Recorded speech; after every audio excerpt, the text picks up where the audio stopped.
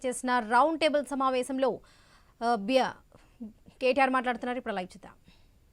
93% below poverty line ఉన్నారని మనమే ఒప్పుకుంటూ ప్రభుత్వాలే ధృవీకరణ ఇస్తూ మరొక వైపు మనం తెచ్చే సంస్కరణలు ఎట్టుండాలా, వాళ్ళను కడుపులో పెట్టుకుని చూసుకునే విధంగా ఉండాలి.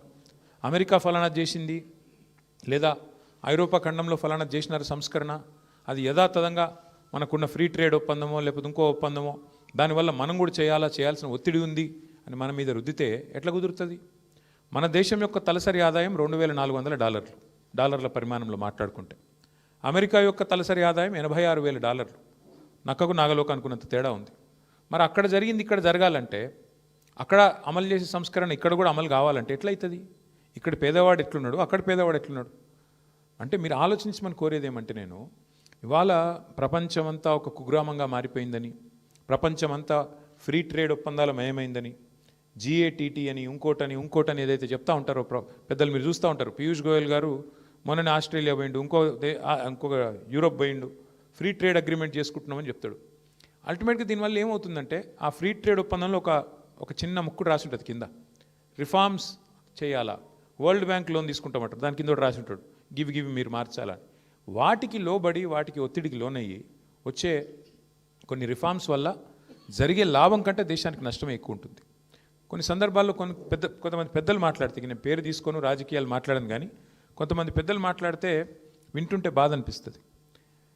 కేసీఆర్ గారి నాయకత్వంలో మన రాష్ట్రంలో మీకు తెలుసు, ఇప్పుడు ఇక్కడ మా మున్సిపల్ GHMC నుంచి మాట్లాడిన తమ్ముడు బాలకృష్ణ కదా, బాలకృష్ణ ఒక మాట అన్నాడు, అడగకుండానే 3 సార్లు జీతం పెంచిండు కేసీఆర్ గారు అని చెప్పిండు. ఎందుకు పెంచిండు కేసీఆర్ గారు? నేను చప్పట్ల కోసం చెప్తలేను. ఎందుకు పెంచిండు కేసీఆర్? గ్రామ పంచాయతీ పారిశుద్ధ్య కార్మికుల జీతం ఎందుకు పెంచిండు అడగకుండానే? మున్సిపల్ వర్కర్లది ఎందుకు పెంచిండు 2 సార్లు? GHMCలో 3 సార్లు ఎందుకు పెంచిండు కేసీఆర్? $200 పెన్షన్ను 2,000 ఎందుకు చేసిండు? $500 ఉన్న వికలాంగుల పెన్షన్ను 4,000 ఎందుకు చేసిండు కేసీఆర్? ఎందుకంటే కేసీఆర్ గారు ఒక సూత్రం పట్టుకున్నాడు, చిన్న సూత్రం.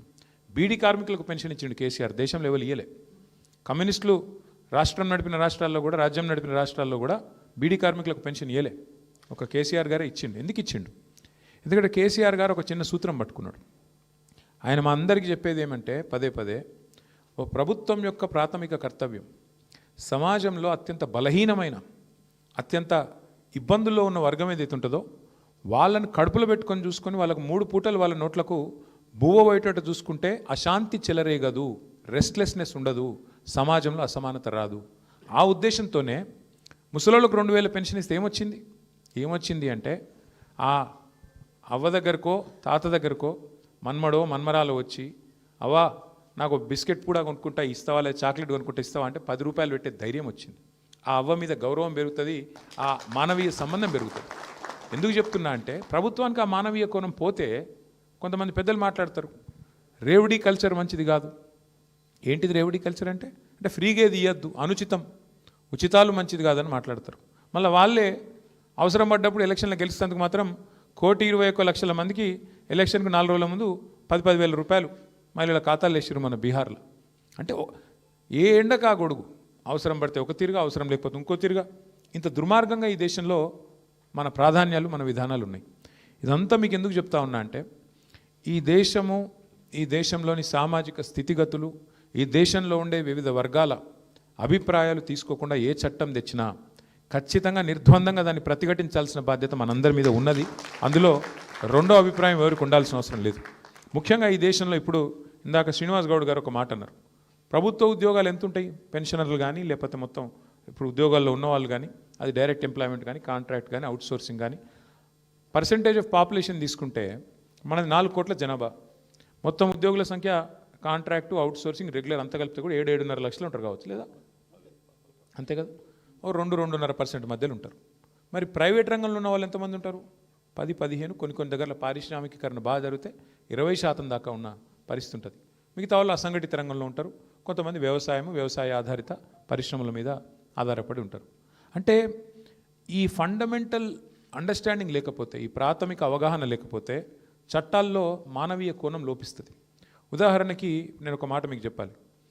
మన సిరిసిల్ల, నేను ఎక్కడి నుంచి అయితే ప్రాతినిధ్యం వహిస్తున్నాను, మా సిరిసిల్లలో నేత కార్మికులు ఉంటారు. విపరీతమైన ఆత్మహత్యలు జరిగేది. వారంలో ఒకసారి అయితే 2005-6లో ఆనాడు ఒకటే వారంలో 10 మంది చచ్చిపోయారు ఆత్మహత్యలు. అరే ఇది ఏంది అని చెప్పి కేసీఆర్ గారు ఆనాడు ఓ 50 లక్షల రూపాయలు మా పార్టీ నుంచి ఇచ్చి ఒక చిన్న మైక్రో లోన్స్ అంటే interest free loans, micro loans అక్కడ పద్మశాలి కమ్యూనిటీకి అప్పచెప్పి మీరు కాపాడండి అయ్యా తెలంగాణ వచ్చేదాకా, వచ్చినాక నేను చూసుకుంటా కానీ అప్పటిదాకా కాపాడండి, వాళ్ళు చావకుండా చూసుకోండి అని చెప్పి వాళ్ళకు ఒక 50 లక్షల రూపాయలు. అంటే 50 లక్షలు పెద్ద మొత్తం అని కాదు 2005-6లో, కానీ 50 లక్షలకు ప్రతిపక్షం ఇస్తే